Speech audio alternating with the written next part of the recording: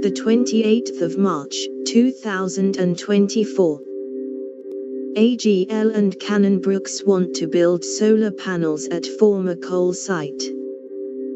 AGL will partner with a startup backed by its biggest shareholder, Cannon-Brookes, to assess building a first-of-its-kind solar panel factory in the NSW Upper Hunter region.